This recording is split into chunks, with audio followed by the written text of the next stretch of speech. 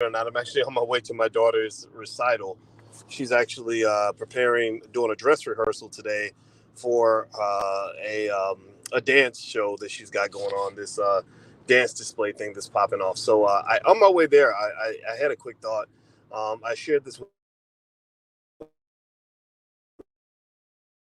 hit the thumbs up button if you haven't done it yet. And also, I want to ask you guys a quick question. How many of you know black men who really just aren't ready for the world? How many of you know brothers that spend more time complaining than they spend actually getting things done?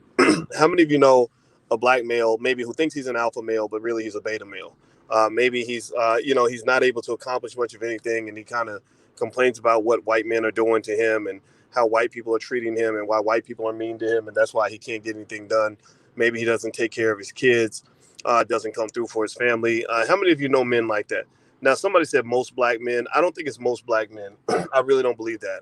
I see a lot of solid guys in the community that are really getting things done and really accomplishing things and really standing up for black people. And those are the guys that I love and respect tremendously.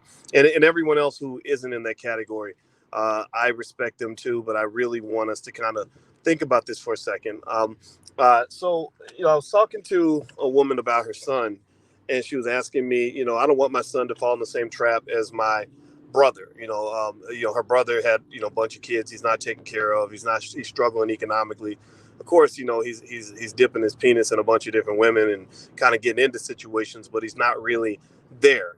Like the family kind of looks past him. What I'm talking about. Where the women kind of take over because the men can't come through because they know they can't rely on that man, and it's very heartbreaking for a lot of people. And so I was thinking about this, and I was talking to this mom about it. And one of the things I was telling her is, number one, I really think that I'm really convinced that building strong boys really requires mentorship from men who are solid and strong and consistent and capable.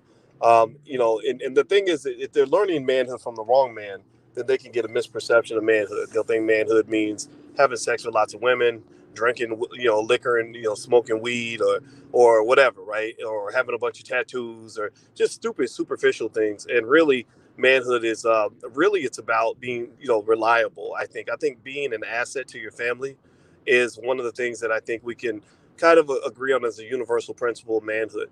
And so the question I ask any man out here that's watching, and I can't read all the comments because I'm driving, so I apologize for that. But the thing I would ask any man who considers himself to be pro-black, how many of you in here say that you're pro-black?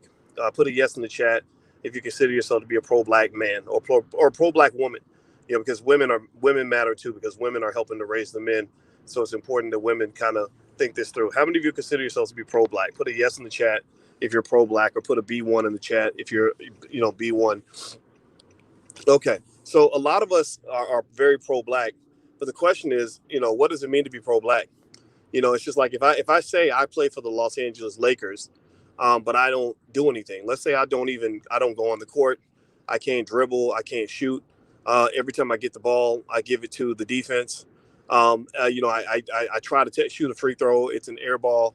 Every time I try to throw the ball in bounds, I throw it out of bounds. Am I really an asset to the team? Am I really helping the team win? Can I really say I play for the Lakers when everything I do is hurting the Lakers and hurting their chances to win? Right? Do you follow what I'm saying? Right? So a lot of times you got a lot of black people that claim to be pro-black, but they're not helping the team to win. Every time they get a dollar, they're giving it back to white people. So every time you get the ball, you're giving it to the defense. They don't train. So they show up, they can't dribble, can't shoot because you don't take time to educate yourself. Whenever your teammates depend on you, whenever the ball's coming, the shot gets missed and they need you to rebound, you're not rebounding because you're over there just sitting on the sidelines watching the game. And a lot of our families, when the family has a problem, when the family struggles, they're looking for little Pookie and little Ray Ray, and Pookie and Ray Ray got something better to do. Pookie's out chasing women or chasing liquor or drugs, and he's not there for the family.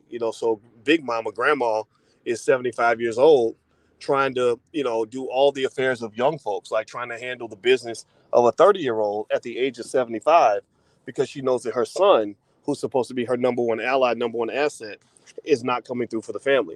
Do you follow what I'm saying? Give me a yes or no if you know people like this who fit this category. So one of the things I would say, and I'm going to talk more about this a little bit later in terms of specifics, is that the number one rule for for manhood, in my view, is this. This is something I hope you can tell me. Give me a yes if you agree with this. I believe that if you call yourself a black man or a black woman, or if you call yourself a pro black man or a pro black woman, the number one rule is that you must be an asset to your community and to your family.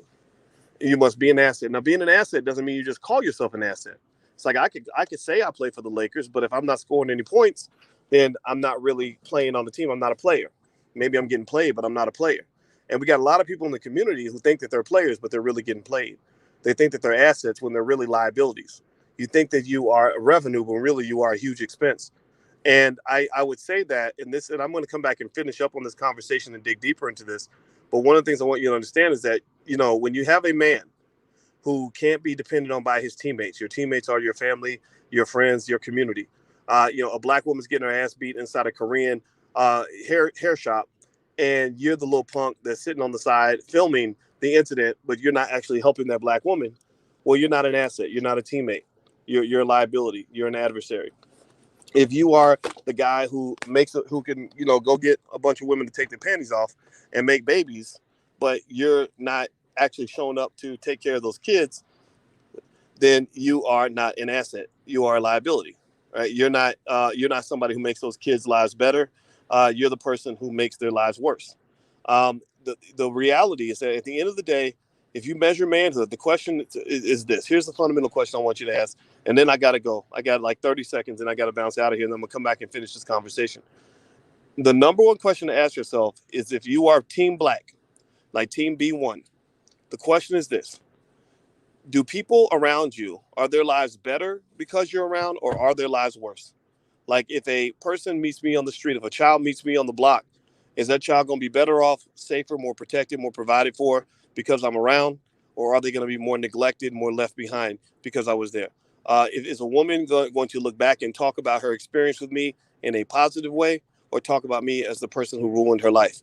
Can my mother look at me as the son who came through for her, who scored touchdowns for her at every available opportunity?